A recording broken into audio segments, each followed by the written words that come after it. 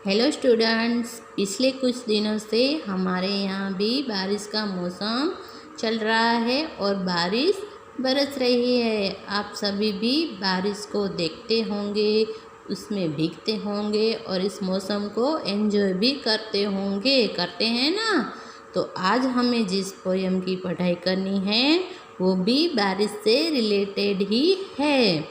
इस पोएम में एक जो छोटा बच्चा है वो जब बारिश बरस रही है तो उसकी छोटी छोटी बूंदों को देखकर वो जो कल्पना करता है उसका वर्णन इस कविता में, इस पोएम में किया गया है। तो हम शुरू करते हैं। रिमझिम वरसी फोरा धरती पर तो આવ્યા છે। કોણે આફોરાના પગમાં ઝાંઝરિયા પહેરાવ્યા છે। फोरा माने बारिश की छोटी छोटी बूंदें। तो जो बारिश की छोटी छोटी बूंदें हैं वो धरती पर बरस रही है। और जब बारिश बरस रही है तो उसकी कुछ आवाज़ें आ रही है, जैसे ऐसा लग रहा है कि कोई जो है वो पैरों में पायल बांध के घूम रहा है। तो ये जो बच्चा है वो बारिश बरसती देख के वो सोचता है कि ये जो छोटी छोटी बारिश की बूंदें हैं उसके पैरों में न जाने किसने पायल पहनाई होगी। थाय मने के दौड़ी दौड़ी आंगण मांझे आवू हूँ, साव टबुकला ए फोराने कोबा मालई आवू हूँ। तो ये जो बारिश बरस रही है उसे देखकर बच्चे को लगता है कि मैं भी आंगन में जाके दौड़ूं और ये जो छोटी छोटी बारिश की बूंदें हैं उसको अपनी हथेली में लेकर घर में चलाऊं। कौन देश थी आवे फोरा, कौन देश ए जासे जी, जड़हड़ जड़हड़ सूरज तेजे मरक मरक मरकासे जी। वो बच्चा सोचता है कि न जाने ये जो बारिश की छोटी छोटी बूंदें हैं वो न जाने कौन से देश से आती है और कौन से देश में चली जाती है। और जब सूर्य का तेज होता है तब वो चमकती हैं और मंद मंद मुस्कुराती भी है। कोण तने मोकलतुं फोरा, कोण तने बोलावे छे, अलक मलकती आवी पाछू, अलक मलकतुं जावे छे। वो बच्चा है वो बारिश की बूंदों को पूछ रहा है कि आपको यहाँ पे कौन भेजता है और आपको धरती पे कौन बुलाता है। पता नहीं आप कहाँ से आते हो और वापिस कहाँ पे चले जाते हो। तो ये जो गीत है, कविता है, पोयम है, उसमें एक बच्चा है वो बारिश की बूंदों को देखकर उसके मन में जो जो विचार आते हैं उसका वर्णन इस पोयम में किया गया है। अब बारी है एक्सरसाइज की। तो यहाँ पे जो है कुछ सेंटेंस दिए गए हैं, ये जो 5 सेंटेंस है। तो यहाँ पे क्या लिखा है कि साचा वाक्योनी सामे वादळानुं चित्र दोरो અને खोटा वाक्योनी सामे वरसादनुं चित्र दोरो। तो यहाँ पे जो कुछ सेंटेंस है वो इस पोएम के रिलेटेड है। अगर ये सेंटेंस सही है तो उसके सामने हमें ऐसे बादल का पिक्चर ड्रॉ करना है, और अगर सेंटेंस गलत है तो उसके सामने ऐसे बादल में से जो बारिश बरस रही है ऐसा पिक्चर ड्रॉ करना है। तो ये जो फर्स्ट वाला सेंटेंस है वो है सही, तो इसके सामने बादल का पिक्चर ड्रॉ करना है। फिर दूसरे वाला भी सही है तो इसके सामने भी बादल का पिक्चर ड्रॉ करना है। तीसरे वाला है उसके सामने भी बादल का चित्र आएगा, पिक्चर आएगा। फिर फोर्थ वाला है वो गलत है तो उसके सामने जो है वो ऐसे बादल का ड्राइंग और फिर उसके बाद ऐसे बूंदे यानी कि बारिश का पिक्चर ड्रॉ करना है। और ये लास्ट वाला है वो भी सही है तो उसके सामने भी ऐसे बादल का पिक्चर ड्रॉ करना है। तो आपको मैंने जिस तरह यहाँ पे फिल किया है आपको भी अपनी टेक्स्ट बुक में इस तरह से फिल करना है। फिर उसकी बात की है સરખા અક્ષરો વારંવાર આવે એવા શબ્દો કવિતામાંથી શોધીને લખો। આવા અન્ય શબ્દો પણ જાણીને લખો અને મોટેથી बोलो।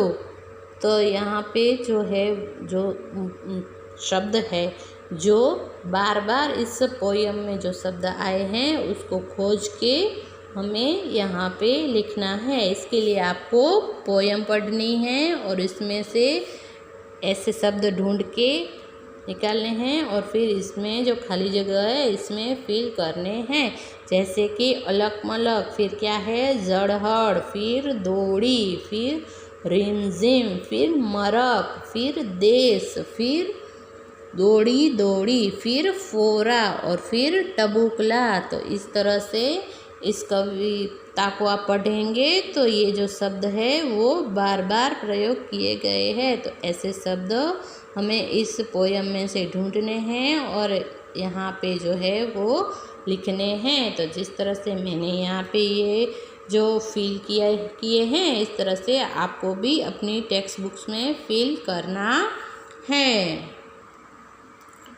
फिर इसके बाद की नेक्स्ट एक्सरसाइज, तो यहाँ पे क्या लिखा है, एक होए ત્યાં ખાનામાં એક અને એકથી વધુ હોય ત્યાં વધુ લખવું। तो यहाँ पे जो कुछ सेंटेंस दिए गए हैं इस सेंटेंस में कोई व्यक्ति या कोई वस्तु की बात की गई है। अगर वो एक के बारे में बात की गई है तो इसके सामने एक लिखना है और अगर इसमें एक से ज़्यादा के बारे में बात की गई है तो वहाँ उसके सामने વધુ लिखना है। तो जैसे एग्जाम्पल तौर पे मैं तलाव में 4 बतख जोया, तो जो यहाँ पे 4 यानी कि एक से ज़्यादा है तो इसमें आएगा વધુ। फिर दूसरा सेंटेंस है वांदरा ने कीड़ा भावे छे, तो जो है यहाँ पे जो है एक बंदर की बात की गई है तो यहाँ पे क्या आएगा, एक। फिर पानी में बतख तरतु हतु, तो यहाँ पे भी एक की बात की गई है तो यहाँ पे भी क्या आएगा, एक आएगा। फिर झाड़ पर वांदरो बैठो छे, तो यहाँ पे भी एक की बात की गई है तो इसलिए यहाँ पे भी एक आएगा। और फिर लास्ट है गाम में घना ढोर होए छे, घना यानी कि ज़्यादा, यानी कि एक से ज़्यादा की बात की गई है तो यहाँ पे आएगा વધુ। तो यहाँ पे फर्स्ट में आएगा વધુ, फिर एक, फिर एक, फिर एक, फिर વધુ। तो इस तरह से मैंने यहाँ पे जो जिस तरह से फिल की है तो आपको भी अपनी टेक्स्ट बुक्स में इस तरह से फिल करना है। फिर जो नेक्स्ट एक्सरसाइज है इसमें क्या है कि जुओ वाँचो अने सरखाओ। तो ये जो एक्सरसाइज है वो ग्रामर टाइप की है, एक वचन और बहुवचन की। एक वचन और बहुवचन तो आपको पता है ना, जो व्यक्ति या फिर कोई भी वस्तु अगर एक होती है तो वो एक वचन कहलाती है और अगर एक से ज़्यादा, 2 या एक से ज़्यादा, वो 2 भी हो सकते हैं, 3 भी हो सकते हैं। वैसे एक से जब ज़्यादा होते हैं तो वो बहुवचन कहलाता है। तो यहाँ पे जो है वो एक पिक्चर दी गई है तो यहाँ पे जो है वो एक कौवा है और यहाँ पे जो है वो एक से ज़्यादा है। तो एक होता है उसको कौवा बोलते हैं और एक से ज़्यादा होता है उसको क्या बोलते हैं, कौवे। तो यहाँ पे जो है वो कागड़ो लिखा है और यहाँ पे जो है वो कागड़ा लिखा है। तो एक से ज़्यादा है इसलिए ये बहुवचन वाले हैं और यहाँ पे जो है वो एक है इसलिए इसको एक यानी कि कागड़ो लिखा है। और यहाँ पे है जो वो है अंडा, तो यहाँ पे जो है वो एक अंडा है और इस पिक्चर में है वो एक से ज़्यादा अंडे हैं। तो यहाँ पे एक है इसलिए इसको अंडा बोलेंगे और ये जो ज़्यादा है इसलिए इसको अंडे बोलेंगे। तो इसमें जो है वो गुजराती में एक है इसलिए ईंडू और एक से ज़्यादा है इसलिए ईंडा, ऐसे लिखना है। फिर यहाँ पे भी ये लड़की है उसके हाथ में एक है इसलिए यहाँ पे भमरड़ो आएगा और यहाँ पे शॉप में एक से ज़्यादा है इसलिए यहाँ पे भमरड़ा ऐसा आएगा। और ये जो लास्ट वाला है वो यहाँ पे भी एक है बलून इसलिए यहाँ पे फुगो आएगा। और यहाँ पे है 2 है, यानी कि एक से ज़्यादा है, इसलिए यहाँ पे फुग्गा ऐसा आएगा। तो इस तरह से मैंने जिस तरह से यहाँ पे ये एक्सरसाइज को फिल किया है, आपको भी इस तरह से अपनी टेक्स्ट बुक्स में फिल करना है। और यही इससे रिलेटेड ही नेक्स्ट एक्सरसाइज भी इससे रिलेटेड ही है। तो यहाँ पे जो है वो जो ये जो यहाँ पे जो सेंटेंस दिए गए हैं और इसके सामने जो है वो पिक्चर दिए गए हैं। तो ये इसमें से कौन सा सेंटेंस है वो पिक्चर के रिलेटेड है, तो वो जो सेंटेंस है उसके सामने हमें राइट क्लिक करना है। तो यहाँ पे जो है वो 2 मटके के पिक्चर है। तो यहाँ पे क्या लिखा है, अहीं 2 માટલું છે, और दूसरा क्या है, अहीं 2 માટલા છે। तो जो एक होता है उसको मटका कहते हैं और इससे ज़्यादा है उसको मटके कहते हैं। तो यहाँ पे एक से ज़्यादा है तो मटके यानी कि માટલા। तो अहीं 2 માટલા છે। तो ये वाला सेंटेंस है वो सही है, इसलिए इसके सामने राइट क्लिक आएगा। इस तरह से यहाँ पे जो है वो एक से ज़्यादा चिड़िया है तो 3 ચકલીઓ। तो ये जो है सेंटेंस वो सही है, तो इसके सामने राइट क्लिक आएगा। और यहाँ पे भी है जो एक से ज़्यादा बंदर है तो 4 વાંદરા છે। तो ज़्यादा है तो वांदरा ऐसा आएगा। तो यहाँ पे हमें फर्स्ट वाले में राइट क्लिक करना है। और ये जो है सेंटेंस यहाँ पे क्या है कि मारा पप्पाए मने मारू गमतू पुस्तकों भेटमा आप्यूं। तो एक जो किताब थी वो उन्होंने गिफ्ट की है, तो किताबें ऐसा नहीं आएगा। तो ये वाला सेंटेंस है वो सही नहीं है, मगर ये सेकंड वाला सेंटेंस है वो सही है, इसलिए यहाँ पे राइट क्लिक करना है। और ये जो लास्ट वाला है तो उसमें भी क्या है कि मैं तળાવમાં बतख જોયા ने मैं तળાવમાં बतख જોયું।